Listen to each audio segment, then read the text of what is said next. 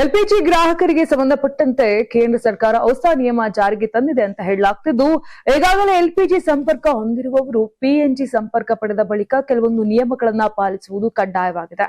2026ರ LPG ನಿಯಂತ್ರಣ ಆದೇಶದ ತಿದ್ದುಪಡಿಯಂತೆ ಒಂದು ಕುಟುಂಬ ಈಗಾಗಲೇ ಎಲ್ಪಿಜಿ ಸಂಪರ್ಕ ಹೊಂದಿದ್ದು ಬಳಿಕ ಪಿಎನ್ಜಿ ಸಂಪರ್ಕ ಪಡೆದ್ರೆ 30 ದಿನಗಳ ಒಳಗೆ ಎಲ್ಪಿಜಿ ಸಂಪರ್ಕವನ್ನ ರದ್ದುಪಡಿಸಲು ಅರ್ಜಿ ಸಲ್ಲಿಸಬೇಕು.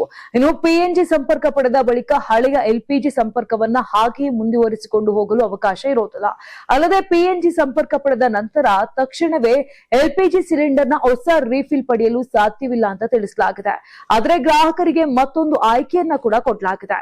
ಎಲ್ಪಿಜಿ ಸಂಪರ್ಕವನ್ನ ಸಂಪೂರ್ಣವಾಗಿ ರದ್ದುಪಡಿಸುವ ಬದಲು ಟ್ರಾನ್ಸ್ಫರ್ ವೋಚರ್ ಪಡೆಯಬಹುದು. ಇದರ ಮೂಲಕ ಭವಿಷ್ಯದಲ್ಲಿ ಪಿಎನ್ಜಿ ಸೌಲಭ್ಯ ಇಲ್ಲದ ಪ್ರದೇಶಕ್ಕೆ ಸ್ಥಳಾಂತರವಾದರೆ ನಿಯಮಾನುಸಾರ ಮತ್ತೆ ಎಲ್ಪಿಜಿ ಸಂಪರ್ಕ ಪಡೆಯಲು ಅವಕಾಶ ಇರಲಿದೆ.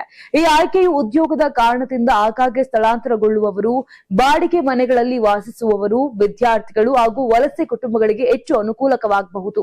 ಇನ್ನು ಹೀಗಾಗಿ ನಿಮ್ಮ ಮನೆಯಲ್ಲಿ ಈಗಾಗಲೇ ಪಿಎನ್ಜಿ ಅಥವಾ ಎಲ್ಪಿಜಿ ಎರಡೂ ಸಂಪರ್ಕಗಳಿದ್ರೆ ಹೊಸ ನಿಯಮಗಳನ್ನ ಗಮನಿಸೋದು ಅಗತ್ಯ. ವಿಶೇಷವಾಗಿ ಪಿಎನ್ಜಿ ಸಂಪರ್ಕ ಪಡೆದ ನಂತರದ 30 ದಿನಗಳ ಗಡುವು ಪ್ರಮುಖವಾಗಿದ್ದು, ಎಲ್ಪಿಜಿ ಸಂಪರ್ಕ ರದ್ದುಪಡಿಸುವುದೇ ಅಥವಾ ಟ್ರಾನ್ಸ್ಫರ್ ವೋಚರ್ ಪಡೆಯುವುದೇ ಎಂಬುದನ್ನ ಗ್ರಾಹಕರು ನಿಯಮಾನುಸಾರ ನಿರ್ಧಾರ ಮಾಡಬೇಕಾಗುತ್ತೆ. ಒಟ್ಟಿನಲ್ಲಿ ಪಿಎನ್ಜಿ ಸಂಪರ್ಕ ಹೆಚ್ಚುತ್ತಿರುವ ಹಿನ್ನೆಲೆ ಎಲ್ಪಿಜಿ ಬಳಕೆಗೆ ಸಂಬಂಧಪಟ್ಟಂತೆ ಕೇಂದ್ರ ಸರ್ಕಾರದ ಈ ಹೊಸ ನಿಯಮ ಗ್ರಾಹಕರಿಗೆ ಮಹತ್ವದಾಗಿದೆ.